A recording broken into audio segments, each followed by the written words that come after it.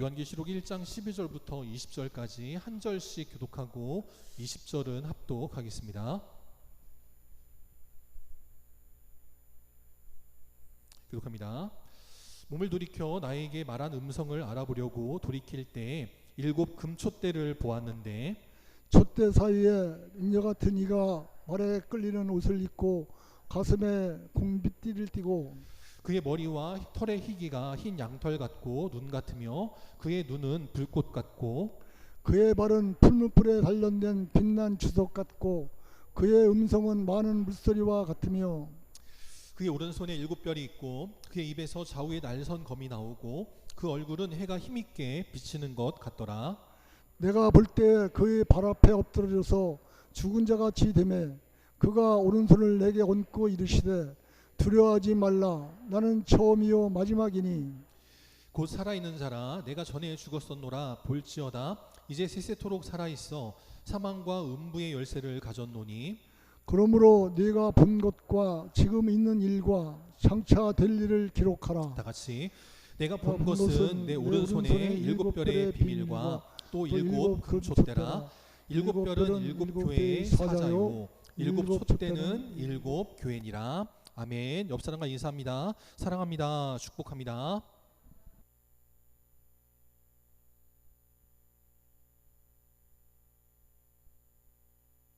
오늘 시간 주님 앞에 나와 예배드린 우리 사 성도님들을 주님의 이름으로 환영하고 축복합니다. 특별히 그리고 아까 제가 그 봉헌 기도 시간에 기도하기도 했지만 우리 이상수 권희준 권사님 가정께서 우리 철원병원의 어머님이 지금 입원해 계셔가지고 간병차 오셨다고 합니다. 그래서 새벽에도 오셔서 기도하고 계시는데 우리 그 권희준 권사님의 어머니를 위해서 함께 기도해 주시면 감사하겠습니다. 우리 격려와 위로의 박수 함께 하도록 하겠습니다.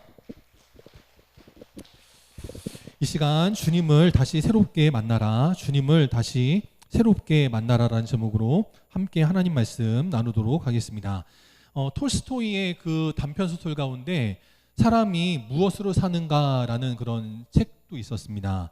근데 제가 여러분에게 질문을 좀 드리고 싶은데 답도 다 있습니다. 뭐 답하실 필요도 없는데 사람은 무엇으로 움직이는가라는 거예요. 3가지로 크게 나눠볼 수 있는데 첫 번째는 이익 때문에 움직이는 사람들이 있습니다. 돈이 되면 움직이고 돈이 안 되면 움직이지 않는 사람들이 있다라는 겁니다. 여기서 말하는 이 이익은 돈도 있지만 뭐 돈 위에도 나의 관심사도 있죠. 그래서 먹을 거 맛있는 거 먹겠다고 뭐 전라도 어디까지 가고 뭐 강원도 어디까지 가고 하는 사람들도 있어요. 저도 먹는 거 좋아해서 여행 갈 때 맛집을 정해놓고 맛집 주변으로 여행을 가기도 하긴 하지만 그냥 갈 때의 일이지 굳이 갈 일 없는데 굳이 뭐 경상도 전라도 뭐 저기 어디를 굳이 찾아가진 않거든요. 네, 그런 사람들도 있다라는 겁니다. 어쨌든 저마다의 어떤 이익을 위해서라면 물불을 가지지 않고 움직이는 사람들도 있습니다. 제가 2015년도에 맨 처음 뉴스를 보았던 것 같은데 또 제가 우리 철원에 오고 나서도 2018년도인가 19년도인가에도 한번 또 문제가 돼가지고 뉴스를 보았던 기억이 있는데 그 훈민정음의 해례본, 훈민정음을 왜 만들었는지를 설명하는 해례본이라는 게 있는데 이 해례본이 딱 처음에는 한 권만 있는 줄 알았는데 상주에서도 또 한 권이 발견이 됐다고 합니다. 그래가지고 이 상주본은 특별히 그 해례본의 저자가 상주본을 기록한 저자가 자기의 어떤 그런 메모를 또 남겨놔가지고 특별한 의미가 있다. 그래서 이 훈민정음 해례본의 상주본은 가치가 1조 정도 될 거다. 발견한 사람이 그렇게 주장을 했어요. 그래서 그 중에 10분의 1인 1,000억 원을 나에게 달라라고 했던 적이 있습니다. 발견한 거는 2008년인가에 발견했다고 그러고 18년도까지 뉴스가 나왔었고 제가 이걸 다시 생각하면서 저게 어떻게 끝났나 하고 찾아봤는데 아직까지도 저게 해결이 안 됐다고 해요. 심지어는 저걸 발견해서 1,000억을 달라고 하는 사람이 저게 무사히 있는지 없는지도 내가 밝혀줄 수 없다. 나중에 사진은 보여드리겠지만 이렇게 내가 저걸 발견했었는데 1,000억 원을 주기 전까지는 저게 무사한지 없어졌는지 그것도 나는 말할 수 없다. 참 별의별 사람들이 다 있습니다. 어쨌든 이렇게 정말 국보에 해당되는 것을 가지고도 자기의 이익에 따라서 움직이는 사람들도 있다라는 거죠. 두 번째, 어떤 사람이 있느냐? 의리 때문에 움직이는 사람도 있습니다. 첫 번째 이 사람과는 반대로 돈은 안 돼도 내가 손해를 보아도 의리 때문에 움직이는 사람이 있다라는 거예요. 여러분 중에 혹시 어제 다녀오셨는지 모르겠는데 그 트로트 가수 포천의 아들이라고 불리는 임영웅 씨가 어제 서울 상암 월드컵 경기장에서 공연을 했다고 합니다. 근데 이 임영웅의 이 공연이 좀 특별한 게 뭐냐면 보통 이렇게 트로트 그 가수의 공연은 어르신들이 많이 가잖아요. 그러니까 자녀들이 모시고 갔다 오는 경우들이 많이 있습니다. 그러다 보니까 부모님은 가서 공연을 보실 때 자녀들은 밖에서 기다려야 되는 거예요. 추운 겨울에는 발을 동동동동 구르며 기다립니다. 그러니까 임영웅 씨가 그 대기하는 가족들을 위해서 저렇게 천막을 대형으로 쳐놓고 난로들을 준비한 거예요. 전기 난로를 준비해서 자녀들이 추위에 떨지 말아라. 나의 소중한 팬들을 모시고 소중한 자녀들인데 자녀들이 고생하면 안 되니까 겨울엔 저렇게 난로를 켜주고요. 또 이번에 여름에는 천막에다가 또 에어컨을 갖다 놓고 그 팬들뿐만 아니라 자녀들도 춥지 않게 덥지 않게 할 수 있도록 신경을 잘 써줬다는 거예요. 또 어르신들은 화장실을 자주 가셔야 되잖아요. 그러니까 아무리 공연장에 화장실이 완비가 돼 있어도 모자랄 수 있으니까 저렇게 또 임시 화장실을 또 여러 개를 준비해 놓고 어르신들도 또 대기하는 자녀들도 맘 놓고 다닐 수 있게 화장실까지 여분으로 준비를 했다라는 겁니다.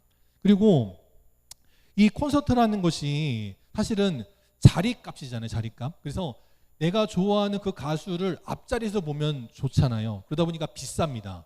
그러면 싼 자리는 저 구석탱이에 가서 공연을 봐야 되니까 현상감은 있지만 내가 좋아하는 그 가수의 얼굴은 못 보는 경우가 많이 있어요. 그래서 임영웅 씨는 혹시 돈이 없어서 먼 자리에서 공연을 보느라 자기 얼굴을 못 보면 속상해 할까봐 저렇게 대형 전광판을 자기가 돈 주고 달아가지고 멀리서 구석탱이에서도 자기가 좋아하는 가수의 공연을 볼 수 있도록 세심하게 신경을 써줬다라는 겁니다. 심지어 어제는 상암 월드컵 경기장에서 공연을 했는데 거기는 잔디가 깔려 있으니까 자기는 공연하고 돌아가면 끝인데 잔디가 손상되면 안 되니까 잔디의 손상을 최소화하기 위해서 특별하게 무대를 꾸몄다라는 거예요. 그게 수익금의 30%에 해당되는 금액이라고 말을 하더라고요. 얼마인지는 밝히지 않지만 수익금의 30%에 해당되는 돈을 일부러 들여가지고 공연을 준비했다는 거예요.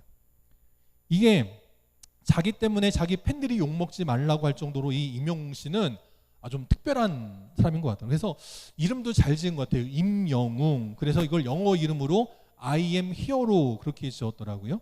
참 대단한 가수구나 그렇게 느꼈습니다. 세 번째, 또 사람은 무엇으로 움직이는가? 믿음 때문에 움직이는 사람들이 있다는 거예요. 돈은 안 되고 의리도 아니에요.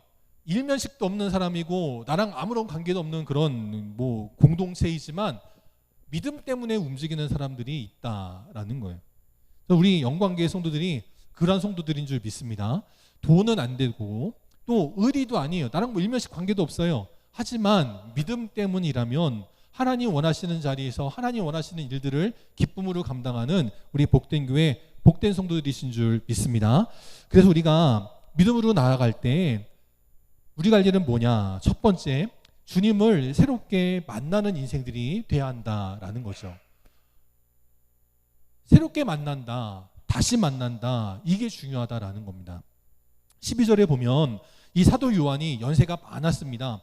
귀도 잘 들리지 않고 눈도 잘 보이지 않지만 큰 나팔 소리 같은 많은 물소리 같은 주의 음성이 들릴 때 그는 몸을 돌이켜 보았다라는 거예요. 세상 모든 일에 이제 흥미가 없고 관심도 없고 내가 이제 이 나이에 뭐 할 수 있지만 이 사도 요한은요 기꺼이 몸을 돌이켰습니다. 무슨 소리가 난 것인지 알아보기 위해서 몸을 돌이켰다라는 거예요. 그럴 때 그는 보았다라는 겁니다. 우리 영광교회 성도들도 이전에는 몰랐던 가치를 볼 수 있는 다시 한 번 더 새롭게 하나님의 은혜와 하나님의 능력과 하나님의 역사를 경험하게 되는 이 다시 새롭게의 은혜를 누리게 되는 귀한 인생들이 되시기를 바랍니다. 제가 아까 그 훈민정음 해례본 상주본에 대해서 말씀을 드렸는데 이게 그 상주본의 증거다라고 그 발견한 사람이 사진을 찍었었더라고요. 이렇게 내가 훈민정음 헤레본을 갖고 있다라고 사진을 올렸습니다. 저 사람은 그래도 저거의 가치를 알았으니까 그렇지, 만약에 우리 애들 같으면요, 저거 봐도 저게 뭐야 했을 겁니다. 아마 오징어 구워 먹을 때 불쏘시개로 썼을지 몰라요. 가치를 모르는 사람에게 저건 아무짝에도 쓸모없는 겁니다. 썩어 문드러진 종이 쪼가리에 불과하다라는 거예요. 가치를 알아보는 사람만 이게 돈이 되겠구나를 아는 거지, 그걸 모르는 사람에게는 아무짝에도 쓸모없는 그런 쓰레기 같은 거다라는 거죠. 믿음도 마찬가지라는 거예요. 복음도 마찬가지고 우리 하나님, 우리 예수님, 우리 주님도 마찬가지라는 거죠. 가치를 알아보는 믿음의 눈이 열려 있으면 그 가치를 깨닫게 되는 것이고, 그걸 모르는 사람은 모르는 것이다 라는 겁니다. 그럼 우리가 다시 새롭게 만나야 될 주님은 누구시냐? 17절에 보니까 먼저 그분은 하나님이신 그리스도다라고 말씀을 해요. 단순하게 이 땅에서 많은 기적을 행했고 좋은 말씀을 주셨던 유대의 어떤 랍비 중에 한 사람, 또 감히 하나님의 아들이다 참칭했던 어떤 미치광이 그런 존재가 아니다라는 거예요. 오늘 17절에 보니까 사도 요한이 만난 예수님은 당신을 누구라고 소개했냐면 나는 처음이요 마지막이다 라고 소개를 했습니다. 제가 처음에도 말씀드렸지만 이 표현은 하나님께 대한 표현입니다. 나는 처음이요 마지막, 알파와 오메가, 이제도 있고 전에도 있었고 장차 올 자라고 하는 이 표현은 하나님에 대한 표현이라는 거예요. 근데 이 표현을 예수님이 하고 계십니다. 그건 뭐냐? 우리 예수님은 하나님과 동등된 분이시다라는 거예요.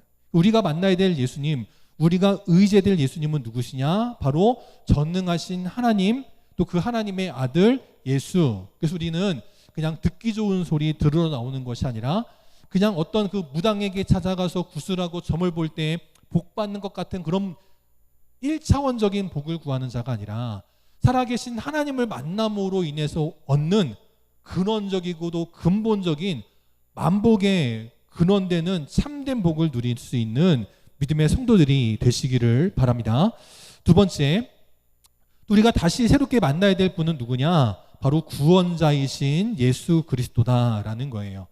18절에 보니까 예수님께서 뭐라 말씀하시냐면 나는 전에는 죽었었다. 그런데 지금은 살아있다. 근데 지금 살아있는 것이 인간의 수명과 같이 100년 살다 끝이 아니라 이제는 세세토록 영원 무궁히 살아있을 전능하신 구원자다. 지금 그렇게 말씀하고 있다라는 거예요. 그래서 사도 바울도 뭐라고 고백했냐면 로마서 10장에서 고백하기를 예수를 주로 시인하는 자들마다 구원을 받으리라 라고 말씀했다라는 거예요. 우리가 믿는 예수님은 어떠한 분이시냐? 우리의 영육을 책임지시고 우리를 구원하실 분이다 라고 말씀을 합니다. 그래서 우리가 이 예수님을 이 주일에도, 이 예배 가운데에도 만남으로 이 땅의 문제에 연연하지 않고 이 땅의 문제에 흔들리지 않고 모든 것을 초월하여 하나님의 귀한 사명을 잘 감당해 나아갈 때 끝내는 천국으로 인도함 받는 귀한 믿음의 인생들이 되시기를 바랍니다. 세 번째, 또 우리가 다시 새롭게 만나야 될 예수님은 어떠한 분이시냐? 심판자이신 분이기도 하다라는 거죠. 18절에 보면 그분은 어떠한 분이냐? 사망과 음부의 열쇠를 가지신 분이다라는 거예요. 그것은 곧 우리의 생사화복을 주관하시는 분이다라는 거죠.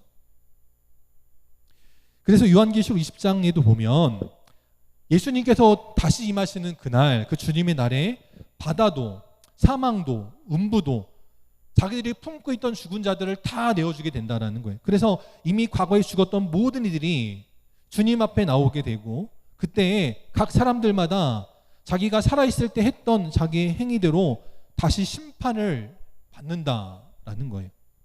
지금 우리가 육신의 죽음으로 죽는 것으로 심판받는 것이 아니고 그 다음 주님께 오시는 그날, 그때 우리는 진짜 심판을 받게 되는데 그때 우리는 심판을 받아서 어떤 사람은 영생으로 천국에 이르는 사람이 있는가 하면 어떤 사람은 둘째 사망으로 통해서 영벌에 처하게 되는 지옥에 떨어지는 이들도 있게 된다라는 거죠. 우리가 이것을 명심해야 된다라는 겁니다.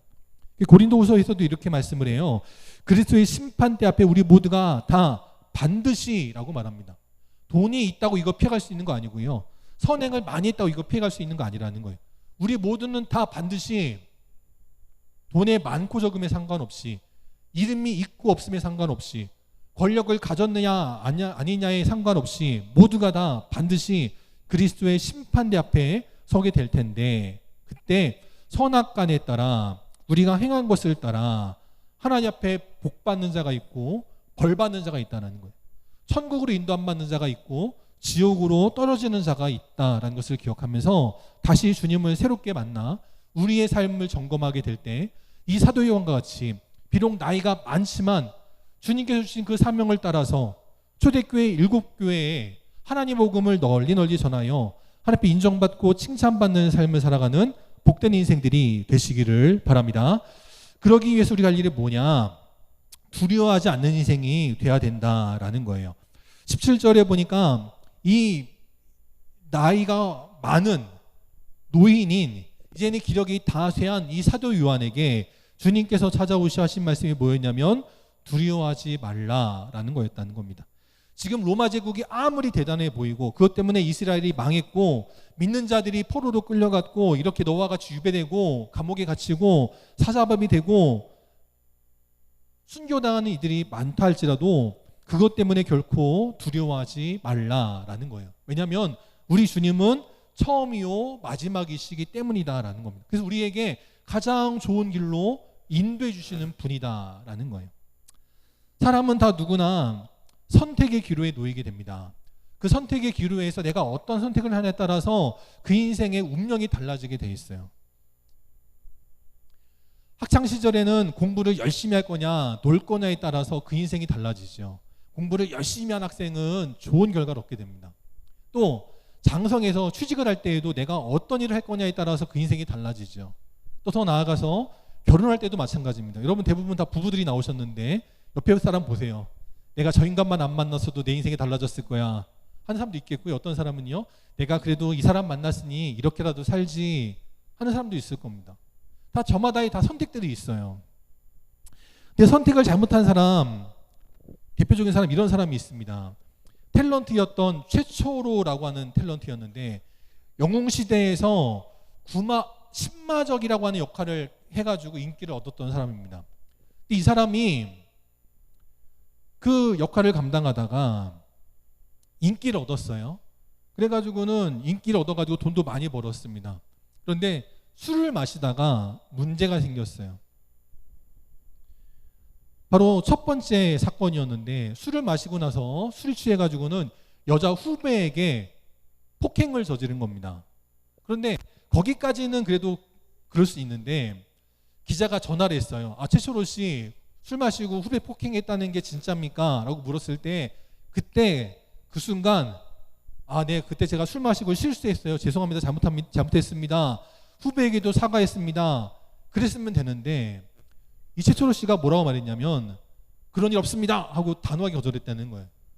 그랬더니 기자가 CCTV를 찾아가지고 공개를 하면서부터 문제가 커지기 시작했습니다. 나중에 이 최초로 씨가 방송에 나와가지고 말하기를 그때 내가 왜 그렇게 거짓말했는지 후회가 됩니다. 그런 말 했더라고요. 그래서 기자가 또 물어봤어요. 왜 그랬냐고 그랬더니 이 사람이 뭐라고 말했냐면 두려워서 그랬습니다 라고 말했어요. 내가 무명 생활이 길었는데 어렵게 인기를 얻었는데 이것 때문에 내가 인기를 잃어버릴까봐 두려워서 거짓말을 했습니다. 그렇게 말을 했어요. 어리석은 인생이죠. 인기를 잃지 않으려고 거짓말을 했는데 그것 때문에 큰 문제가 됐습니다. 근데 그러고 나서 최초로 씨는 그 외에도 숱한 음주로 인한 많은 구설수가 있었고 결국 그래서 지금 이 사람은 정말 큰 어려움에 처해 있다라고 하는 그런 방송을 본 적도 있어요. 또 이번에 술 때문에 문제가 생긴 사람 여러분 아마 아실 텐데 이 김호중이라고 하는 트로트 가수가 있습니다. 이 사람도 술 때문에 문제가 됐어요. 처음에 술 마시고 사건을 일으켰을 때 그때 솔직하게 털어놓았으면 문제가 그래도 그나마 좀 어떻게든 됐을 텐데 호미로 막을 거를 가래로도 못 막는 일이 벌어지게 되었다라는 거죠. 이런 일들이 저와 여러분 사이에도 많이 벌어질 수 있다는 겁니다. 우리가 인생의 갈림길을 만날 때 두려워하지 않는 게 중요한 거예요. 두려워하지 않고 주님 말씀에 순종하여 믿음으로 결단하며 나가는 인생들에겐 하나님께서 늘 함께 하시고 복된 길로 인도하여 주실 줄 믿습니다. 돈을 잃어버릴까? 건강을 잃어버릴까? 내가 가진 것을 잃어버릴까? 두려워하다가 망한 인생들 되지 마시고 주님 앞에 결단하여서 두려워하지 말라라고 주님께서 말씀하실 때 그 말씀에 순종하여 주님의 귀한 일들이 일어나갈 수 있는 참된 믿음의 인생들이 되어지시기를 바랍니다. 또한 세 번째, 또 우리는 어떻게 살아야 되느냐? 주님 말씀에 순종하여서 그 부활하신 주님, 영광의 주님을 다시 만나게 될 때 우리는 새해 새토록 살게 되어지는 복된 인생들이 되게 된다라는 것입니다. 오늘 주님은 이 땅에서 한 번 죽었다라고 말씀하셨습니다. 우리의 죄를 대속하시기 위해서 십자가를 지시고 한 번 죽었다라고 말씀을 하세요. 그러나 죽는 것으로 끝나는 것이 아니라 다시 살아나게 되었고, 또 살아났다가 인간의 수명과 같이 100년 정도 살다가 끝나는 인생이 아니라 이제는 새해 새토록 살게 되는 인생이 된다라는 거예요. 왜냐? 우리 주님에게는 사망과 음부의 열쇠가 있기에 믿음으로 살아가는 주님과 주님의 자녀들, 주님의 제자들, 주님의 백성들에겐 사망과 음부가 더 이상 아무런 힘을 발휘하지 못하게 된다라는 겁니다. 이런 말이 있더라고요. 60대가 되면 해마다 늙는다, 그런 말이 있어요. 70대가 되면 달마다 늙는다, 80대가 되면 날마다 늙는다, 90대가 되면 시간마다 늙는다, 100세가 되면 분마다 1분마다 늙는다, 이런 말이 있습니다. 저도 그 말이 이해가 돼요. 저도 이제 우리나라 나이로 50입니다. 윤석열 나이로는 아직 48이지만 우리나라 나이로는 50이거든요. 저도 이제 시간이 왜 이렇게 빨리 가나 싶어요. 5월이 시작한 게 엊그제 같은데 벌써 5월이 이제 마지막 주간이 접어들었습니다. 근데 우리 애들은 안 그래요. 우리 애들은 아직도 방학 되려면 멀었어, 그렇게 얘기를 해요. 방학 이제 7월이잖아요. 제가 볼 땐 금방 같은데 우리 애들은 아직도 멀었어, 너무 괴로워, 힘들어, 이렇게 얘기해요. 이 어린아이의 시간과 이 중년의 시간, 노년의 시간은 다른 것 같아요. 그런데 우리 주님을 만나면 그 모든 것들이 아무런 의미가 없어진다라는 겁니다. 저도 이제 우리 교인들 만나서 얘기하다 보면, 또 제가 우리 어른들 속해, 노아 속해 인도하다 보면 그렇게 말씀하세요. 옛날에 소시적에는 뛰어다녔는데, 그래서 이번에 우리 어른들 보시고 향토 가든 가서 식사를 했는데 우리 장로님께서 말씀하기를 옛날에는 대한수도원에서 이 한탄과 고속정을 강을 건너 다니셨다는 거예요. 아무리 얕은 길을 건너갔다 해도 대단하다 싶고요. 또 여러분, 다른 분들 이렇게 만나서 말씀해 보면 옛날에는 정말 발바닥이 닿지 않도록 그냥 발이 안 보이도록 뛰어다녔다, 이런 말씀들을 하시는데 지금은 이제 그러지 못하다라는 얘기들을 들을 때마다 참 그렇구나 생각이 됩니다. 우리에게 소망이 있는 것은 우리의 육신은 그렇게 점점 약해져 간다 할지라도 우리 주님께서 친히 말씀하시기를 우리 예수님은 부활이요 생명이다라고 말씀을 하셨어요. 우리 주님을 믿는 자는 죽어도 살겠고 또 살아서 나를 믿는 자는 영원히 죽지 아니하리라라고 말씀하셨습니다. 우리 주님께서 여러분들에게 묻습니다. 이것을 네가 믿느냐라고 물으실 때에 아멘, 주님 내가 믿습니다, 그렇게 고백하며 주님의 일에 헌신하여 이제는 새해 새토록 살아갈 수 있는 귀하고도 복된 인생들이 다 되어주시기를 바랍니다. 네 번째, 그럴 때 우리는 어떠한 또 은혜가 임하느냐, 주님의 소유가 되게 하신다라는 거예요. 20절에 보니까 이 사도 요한에게 주님이 무엇을 보여주시냐면 7별의 비밀과 또한 7 금촛대를 보여주셨다라고 말씀을 해요. 7별이란 무엇이냐? 7 교회의 사자들, 사역자들, 목회자들을 말씀하고 또한 중직자들을 말하고 7 금촛대란 뭐냐? 교회를 말씀하더라라는 거예요. 근데 중요한 것은 이 7별과 7 촛대가 어디 있느냐라는 거죠. 그냥 저 하늘 어딘가에서 정처없이 떠돌아다니는 게 아니고요. 촛대는 방바닥에서 아무렇게나 길거리에서 굴러다니는 게 아니고 우리 주님의 오른손에 붙들려 있다. 이게 중요하더라라는 거죠.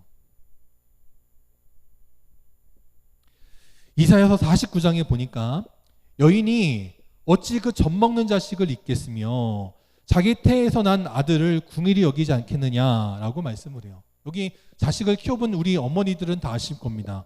자녀라는 게 얼마나 소중한지 아실 거예요. 그런데 그러한 자들도 혹시라도 그 자녀의 소중함을 잃어버릴 때 있다라는 거예요. 요즘 뉴스에 보면 자녀들을 학대하고 자녀들에게 몹쓸 짓을 하는 그런 그 부모들의 뉴스를 종종 보게 됩니다. 야, 하나님께서 우리 하나님 마음을 알라고 어머니들에게 모성애를 주셨다고 했는데 이제 세월이 정말 너무나 악해져 가니까 이제는 그 모성애도 없는 어머니들이 얼마나 많은가, 부성애도 없는 아빠들이 얼마나 많은가, 그걸 깨닫게 됩니다. 그런데 세상의 사람들은 정신이 헷가닥해서 어머니가 어머니 같지 않고 아버지가 아버지 같지 않아 자식을 잃어버리는 일이 있다 할지라도 우리 주님은 결코 우리를 잊지 아니할 것이다, 이걸 말씀하고 있는 거예요. 이게 얼마나 감사한 일이냐는 겁니다. 지나가는 개들을 볼 때가 있어요. 어떤 개는 주인을 잘 만나가지고요, 주인과 함께 때마다 이렇게 산책도 다닙니다. 간식도 맛있는 거 먹어요.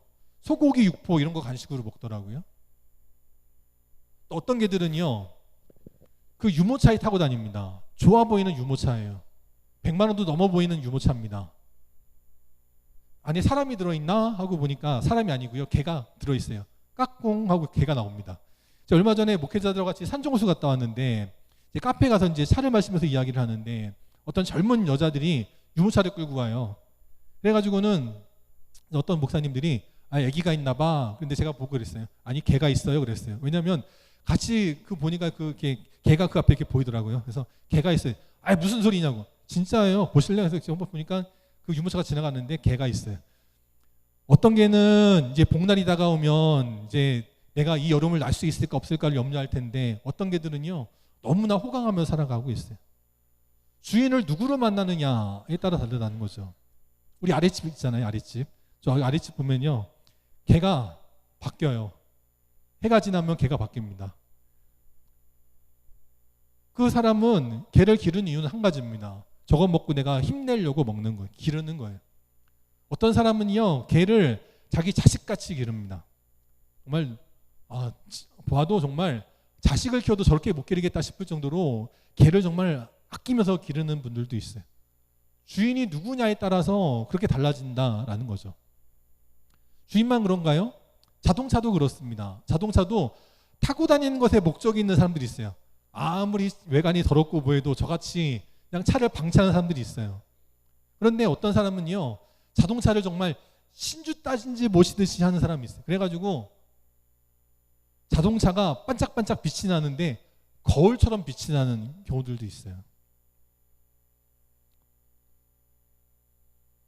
우리 하나님은 우리를 대하실 때 자동차를 아끼는 것보다 우리를 더 사랑하십니다.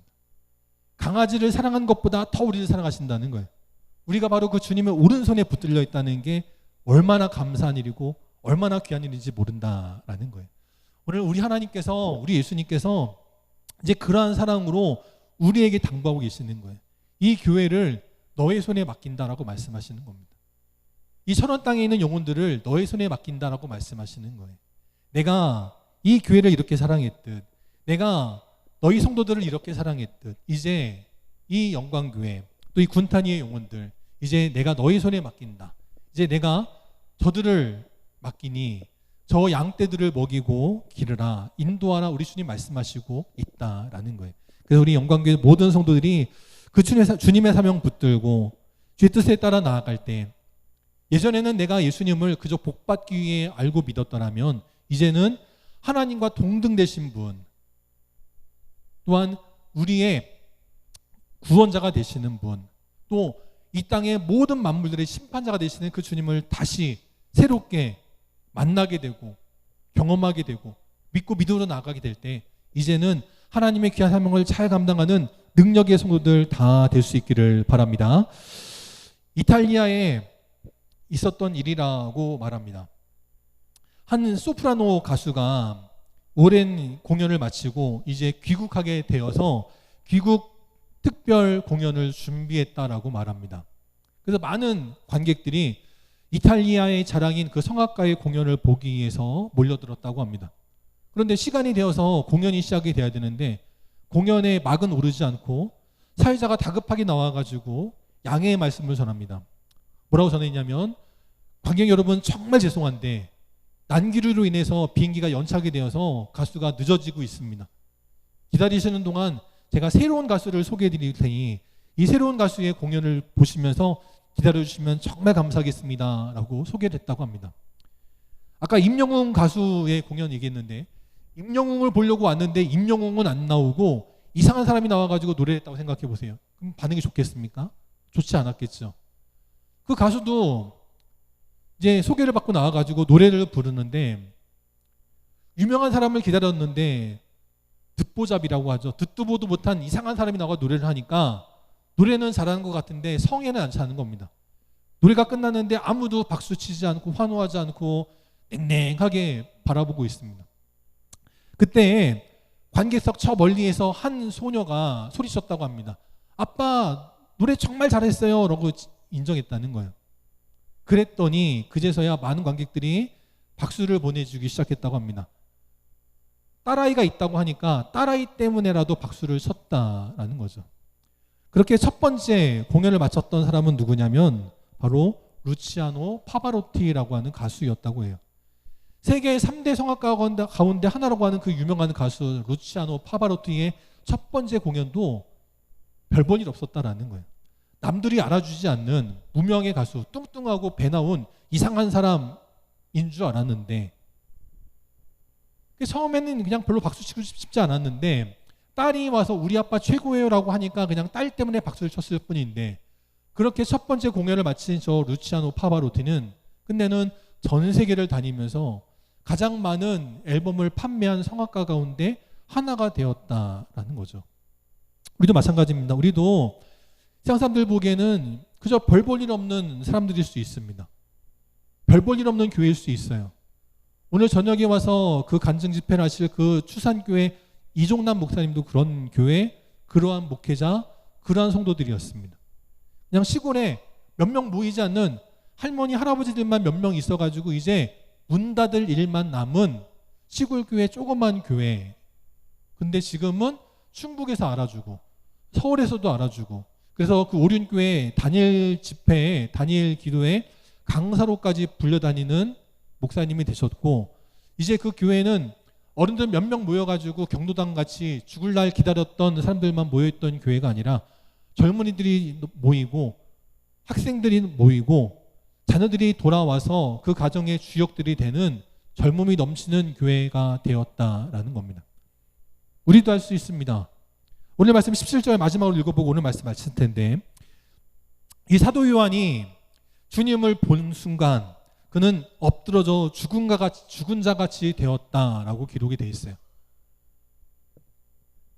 실제로 나이가 많아서 지금 당장 죽어도 별 놀랍지 않은 그런 사도 요한이었습니다.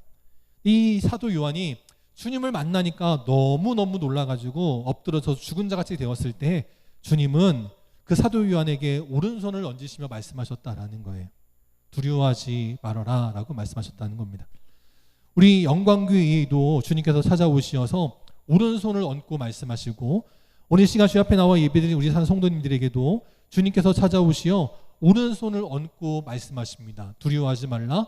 내가 너로 큰 교회가 되게 하리라. 내가 너로 능력 있는 주의 종이 되게 하리라 라고 말씀하실 때 그 말씀에 순종하여 주님의 귀한 일들이 일어나가므로 영광교회가 소망이 넘치고 잔들이 복받는 교회, 믿음의 해가족들이 넘치는 교회, 우리 산 성도들도 주님의 인도하심을 따라 주님과 동행하는 노아 같은, 또한 에녹 같은, 아브람 같은 그런 귀하고도 복된 인생들이 다 되어질 수 있기를 주님의 이름으로 축원합니다. 다 함께 일어나셔서 찬송 210장 함께 찬양하시고 오늘 축도로 예배를 마치도록 하겠습니다. 찬송 210장 함께 찬양합니다.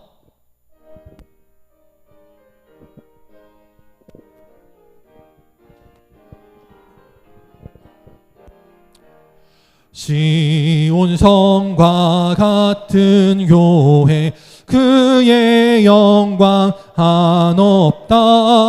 허락하신 말씀대로 주가 친히 세웠다. 반석 위에 세운 교회, 흔들 자가 누구랴. 모든 원수의 워싸도 아무 근심 없도다. 생명샘이 솟아나와 모든 성도 마시니 언제든지 흘러넘쳐 부족함이 없도다. 이런 물이 흘러가니 목마를 자 누구랴. 주의 은혜 풍족하여 넘치고도 넘친다. 주의 은혜 내가 받아 시온 백성 되는 때 세상 사람 비방해도 주를 찬송하리라. 세상 헛된 모든 영광 아침 안개 같으나 주의 자녀 받을 복은 영원 무궁하도다.